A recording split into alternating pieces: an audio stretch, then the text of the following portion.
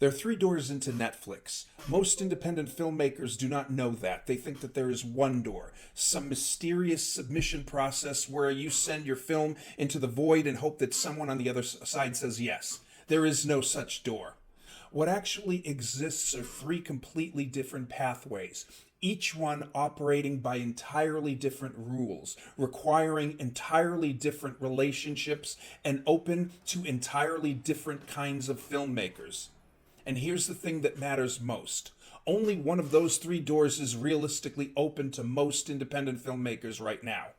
If you're knocking on the wrong door, and most people are, you're knocking for years and you never get in. I'm Sal Fermondi. This is the Post Hollywood Podcast. This is episode 2 of our Get on Netflix series. And today I'm going to walk you through all three doors, what they are, and what they require, and which one you should actually be focused on. In episode 1, we established something important. Netflix does not buy passion. They buy data and certainty. Every acquisition decision they make comes down from one question. Will this content retain our existing subscribers and attract new ones? That changes how you think about everything, including how you approach getting in. Because the doors you choose and how you approach it determines everything that comes after. Door number 1 is the one everyone dreams about. This is where Netflix comes to you, or where you pitch them a concept directly, and they say, yes, we want this, and we will pay you to make it. This is called a Netflix original. They fund the production, they own the content, they control everything from creative direction to release date to marketing. And in exchange, you get a budget, a global platform, and distribution on day 1 to 325 million subscribers. This door exists. It is real. Netflix spends approximately $15 billion on content in 2025 alone, and they are actively looking for compelling stories and unique voices. But to get through door number 1, you almost always need one of 4 things. A proven track record. Films you've already had that performed. Films that Netflix or another major platform can point to as evidence that you deliver. Major representation, a talent agency or management company that already has a relationship with Netflix content team. Not just any agent, someone with an existing pipeline into that specific company. Named talent attached, a director or actor whose name alone gives the project commercial credibility before a single frame is shot. Or pre-existing intellectual property, a book, a true story that has already had press, a franchise with a built-in audience, something that Netflix can point to and say, this already has proof of demand.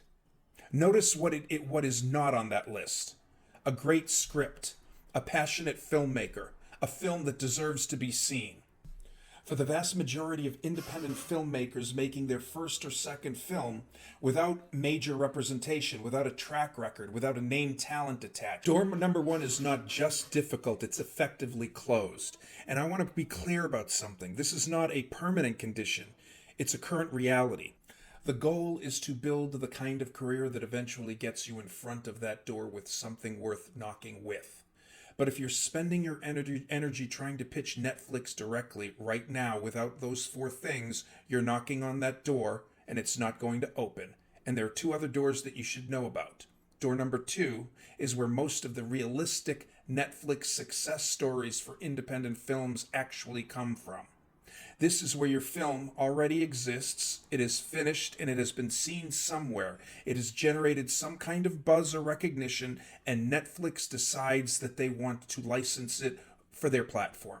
And I want to make sure that you understand what licensing actually means, because most filmmakers use the word without fully grasping what it means for them. Netflix is not buying your film. They're renting the rights to stream it for a specific period of time, in specific territories, for a negotiated fee. When the licensing period ends, the rights come back to you and Netflix removes the film from their platform. That distinction matters enormously. We're going to spend a full episode on contracts, episode 6, but understand this now. A Netflix deal is a rental agreement, not a sale. Keep that in your head. Now, door number 2 does not have one pathway, it has 3. The first pathway is the film festival pathway. A film that premieres at Sundance, Toronto, Tribeca, SXSW, or even a strong regional festival and generates a significant critical attention or audience response puts itself on Netflix's radar in a way that a cold submission never can. Netflix has acquisition executives whose entire professional responsibility is to attend major film festivals and identify films with licensing. They are at Sundance every January. They're at Toronto every September. They're at Tribeca, SXSW, Berlin, Cannes.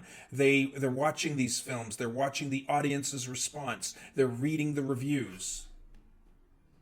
And when a film generates genuine excitement in a festival environment, Netflix and other major platforms have been known to approach filmmakers mid-festivals before the final screening has even taken place. Getting into a top-tier festival is not just a trophy, it's a distribution strategy. The difference between those two ways of thinking about a festival is enormous. The second pathway in door number 2 is the sales agent pathway. A sales agent is an industry professional whose job it is to represent your film to buyers around the world, including streaming platforms. A good sales agent already has relationships with the acquisition team at Netflix, Amazon, Apple, and others.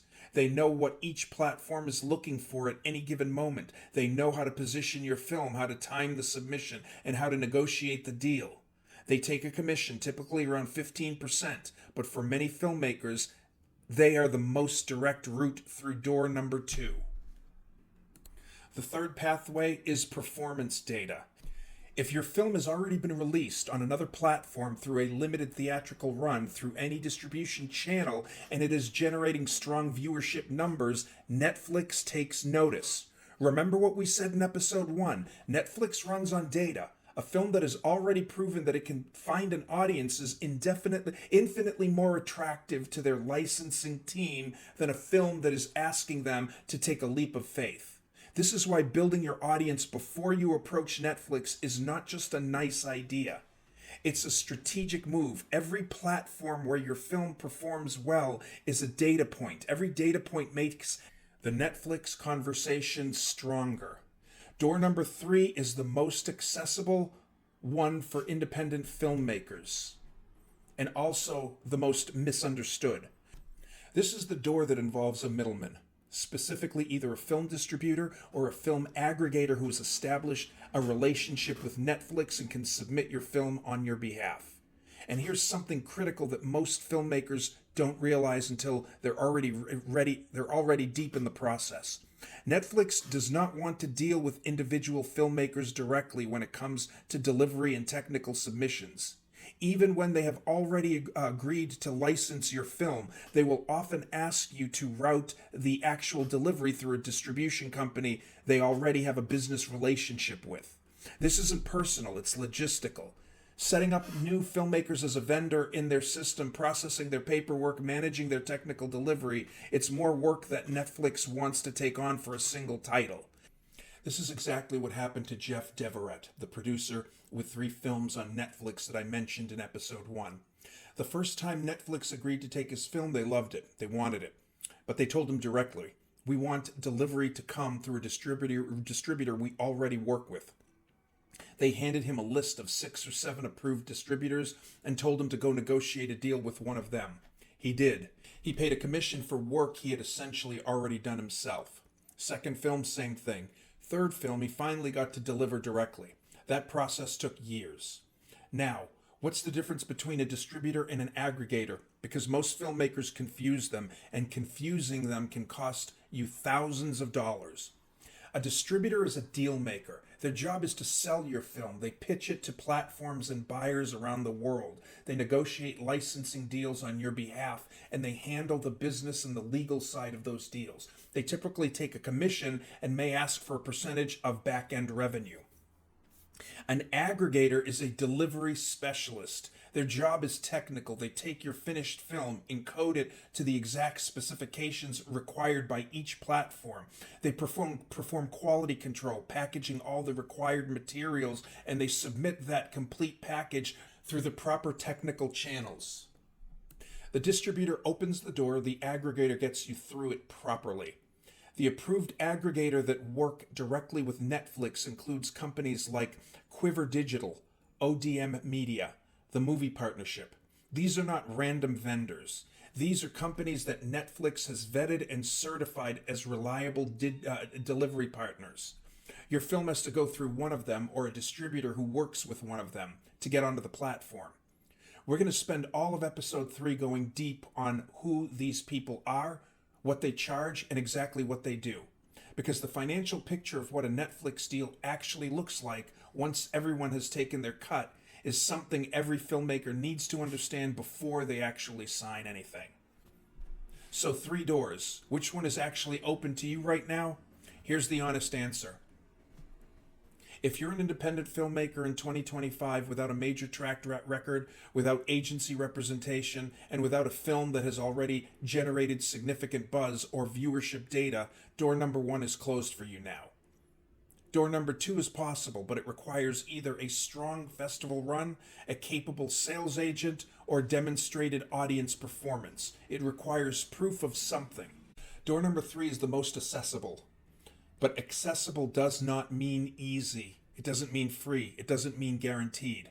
What it means is that there is a pathway, a real, navigatable, specific pathway that has worked for real filmmakers who understand the rules and follow them.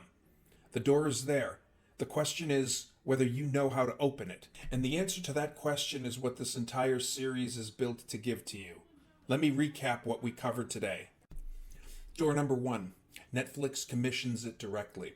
This is the Netflix original pathway. It requires a track record, major representation, named talent, or pre-existing IP. For most independent filmmakers right now, this door is closed. The goal is to build towards it.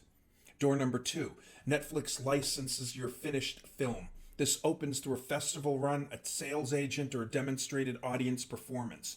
This is where most realistic indie Netflix success stories come from. Door number 3, you go through a distributor or an aggregator. This is the most accessible pathway and the one most filmmakers will use. The distributor sells, the aggregator delivers. You need to understand both. 3 doors, 3 completely different games. And knowing which one you're playing and which one you should be playing changes everything about how you build your career from this moment forward. Tomorrow in episode 3, we're going to go deep on gatekeepers, the distributors, the aggregators, the real costs, real commissions, and the actual numbers from real Netflix deals that most filmmakers never see coming. I will tell you this much right now. The number is not what you think it is. And understanding it before you sign anything could be the most important financial decision of your filmmaking career. Follow me on LinkedIn, Sal Fermandi, so that you don't miss episode 3. The link is in the description. And if you want to read the complete written guide that this series is based on, every chapter, every number, every contract term, it's available as a free ebook. Just email me at sal@filmmakergenius.com and I'll email the ebook back to you. I'm Sal Fermandi. This is Post Hollywood. The door is there. Now you know which one to knock on.